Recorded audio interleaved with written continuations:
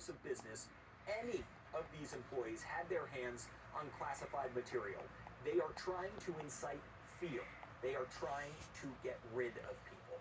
Remember, President Trump and his allies have been criticizing FEMA for months now, calling the agency ineffective and unnecessary, and that includes Homeland Security Secretary Kristi Noem, who has promised to eliminate FEMA. On the tests, Isabel, government agencies, past administrations, they have used lie detector tests to catch leakers, but it is usually for classified, highly sensitive national security information.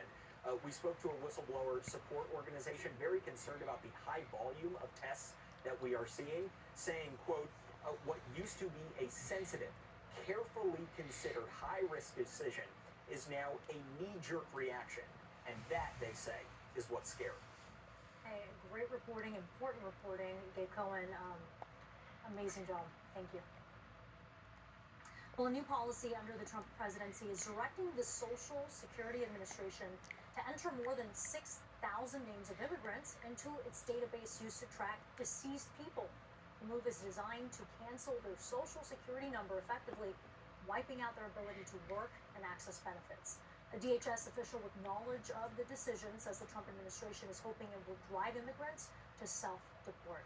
CNN's Rafael Romo joins me now, and Rafael, a source tells CNN that DODG officials have renamed the Social Security death file to the ineligible file. Do you know how they're selecting just who is added to this file? What they're saying publicly is that these people are being selected because they committed some sort of crime or they are on a terrorism list. But the reality is that we have yet to see the evidence. And Isabel, the Social Security Administration already has a list previously created to track people who have passed away. It is now also going to be used to invalidate legally obtained Social Security numbers that were given to some immigrants. According to an official, the Trump administration is hoping this will drive these immigrants to what you were talking about, Isabel, to self-deport, given that it will become virtually impossible for them to do most financial transactions. A White House official says that the Department of Homeland Security has identified over 6,300 temporarily paroled aliens on the terrorist watch list or with FBI criminal records. The administration provided no evidence to back up the assertion.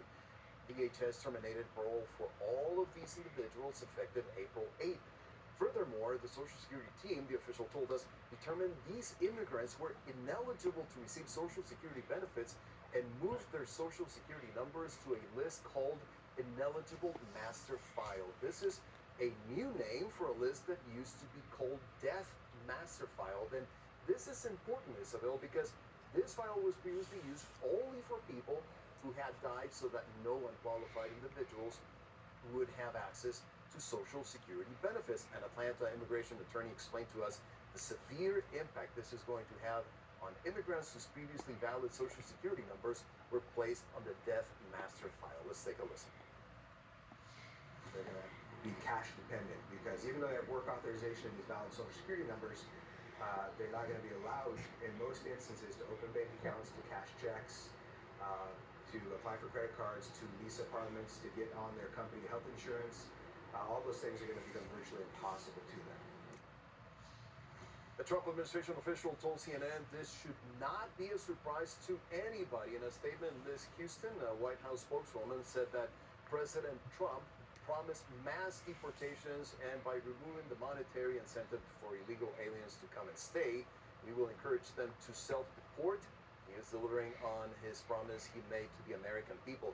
But Dustin Baxter, the immigration attorney we spoke with, told us that the immigrants affected by this action are all people who were vetted before they came to the United States and were paroled in lawfully.